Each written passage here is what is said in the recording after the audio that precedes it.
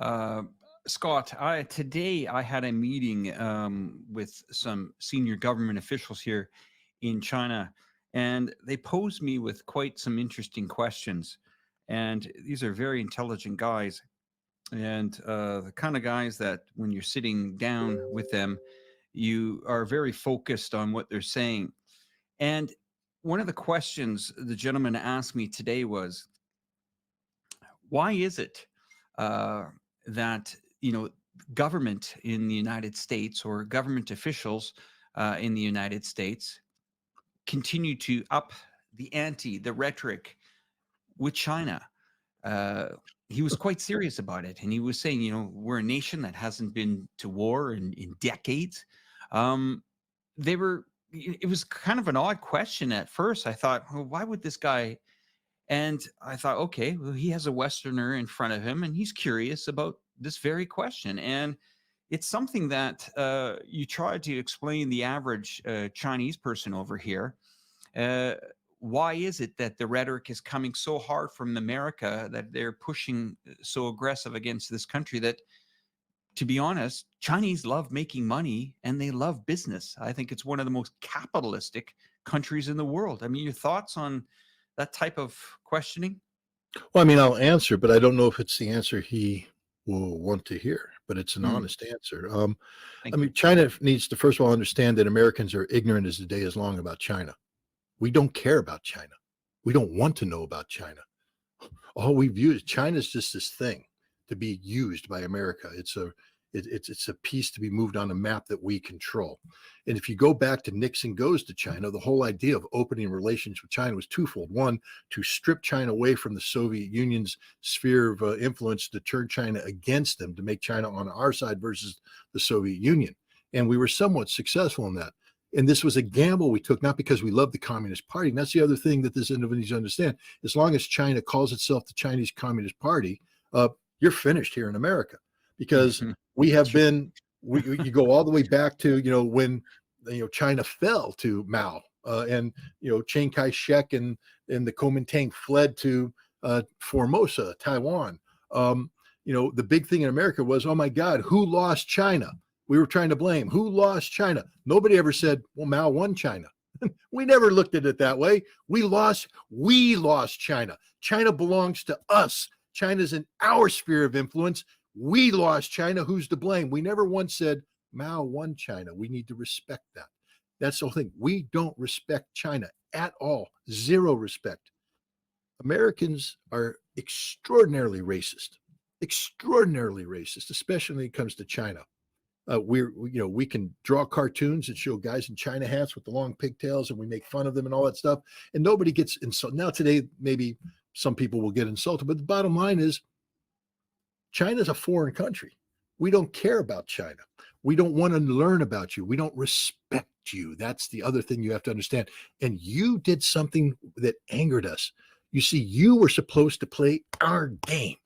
We invited you into our club. We said, join the capitalist club, China. But first, you have to become capitalist, which means you have to stop being communist. That was the precondition. That was old Ronald Reagan fantasy. Bring them in, embrace them, but they'll stop being communist. They'll become like us. They'll just be yellow, but they'll be capitalists, and we can deal with that. But no, God forbid, the Communist Party went, yeah, we could walk and chew gum too. We can be the Communist Party, and we can govern China, and we can incorporate the lessons of global capitalism, and we can improve our economy, and we can get everything. We can have it all, and we didn't like that. The second you say Chinese Communist Party, Congress shuts down. Their brain shuts down. There's no one in Congress capable of having an intelligent discussion about China, because it always comes down to the communists. And that's just the reality. You have an America that's not programmed to think. I've been talking about Russophobia for some time now, but at least in America, when we can work through get through the politics of it, Americans can look at Russians and say, well, again, I'm going to say things. They're white. They're like us. They're white. They're white people. So they can't be all that bad. I mean, once we fix their politics and everything, they're white. We look at the Chinese and go, they ain't like us. No, no way. We cannot, because that's what racism does. Racism creates these artificial barriers that don't allow you to respect the humanity of the people on the other side. They don't allow you to understand that they're not only just as smart as you are, they may be smarter because they don't allow themselves to be encumbered with the prejudices that we have. I'm sure there's racists in China. I'm sure there's Chinese that look at me and say, he's white, meaning that ain't a good thing. That's okay. But at least I don't think the Chinese are in the business of denigrating Americans and saying Americans cannot. If anything, they respect Americans because they respect the potential of America. We don't respect the potential of China. If we did, we wouldn't be doing what we're doing right now. We'd have sound policy, but we continue to view the Chinese as a lesser people.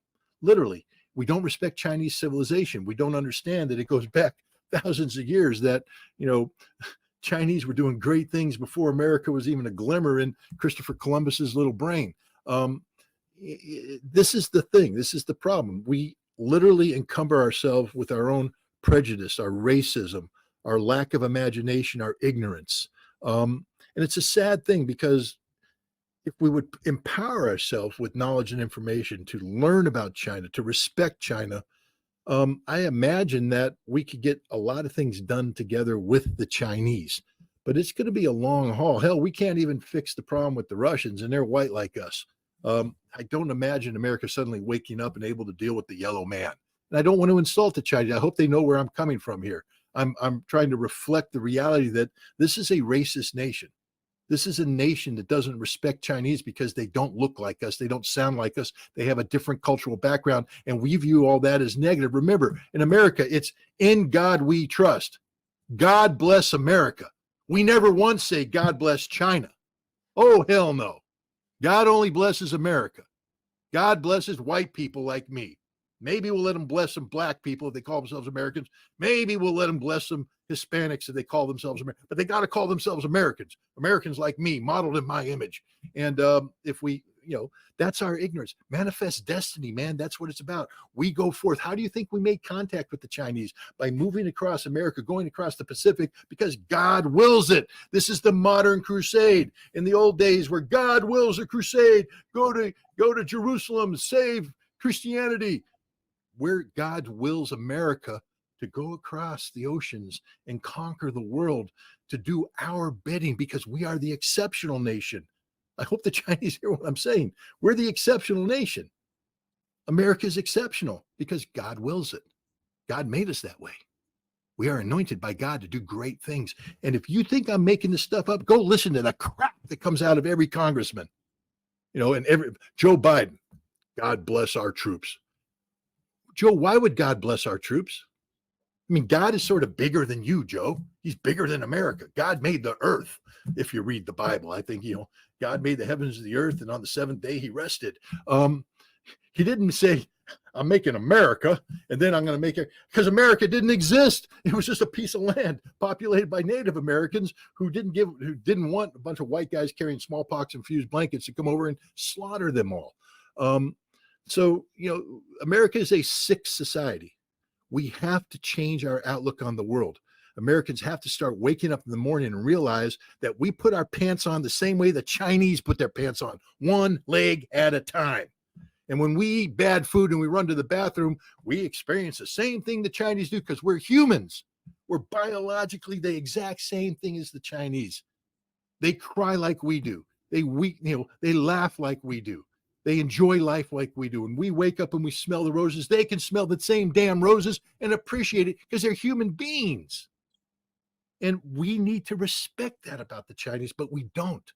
We don't. There is a racism in America where we look at the Chinese and we automatically see inferior beings who must yield to our superiority, our supremacy. And if you're an American saying, no, that's not how I believe, Scott, screw you. Because it is how you believe. Want to know how I know it's how you believe? Because you haven't done a damn thing to remove your elected representative from power in Congress who believes that and states that on a daily basis. Look at every single vote that goes out of Congress about China. Every single vote. It's overwhelmingly anti-Chinese in nature. Man, we can't let the Chinese build a damn cell phone. Huawei, no, ban that. TikTok, ban it, unless you're the president running for office, and then we use TikTok. But I mean, we ban things because they're Chinese. the Chinese are going to use that to spy, and we don't. We don't spy on the Chinese. I mean, the hypocrisy of everything you're saying. And you know how you can get the Chinese to stop spying on us at the level they are? Good relations. Friends don't tend to spy on, well, unless you're America, then we spy on there because nobody's really our friend. But if we could ever be good friends, genuine friends, you could reduce all of this distrust. But to be genuine friends, then you have to, when my friend succeeds, calls me, hey Scott, I got a contract, I sold this, I did that. I'm like, man, great. I don't sit there and go, wow, you just made a lot more money than I make. I'm jealous. No, I'm like, you succeeded, great. I honor this. I want you to succeed. I want my friends to succeed. And if I call them up and say, I succeeded, my friends want me to succeed. And if we can, we help each other succeed. This is what we do with friends. But we don't treat the Chinese like friends. And you can't blame the Chinese, therefore, for being distrustful of America as well. But I would just tell the Chinese officials that they need to take off the rose-colored glasses when looking at America. Don't start thinking logically. Don't think the way that rational human beings should think. I know the Chinese are rational human beings, and they're trying to assess problems from that side. But with America, you're dealing with a fundamentally ignorant, racist nation, especially when it comes to the Chinese.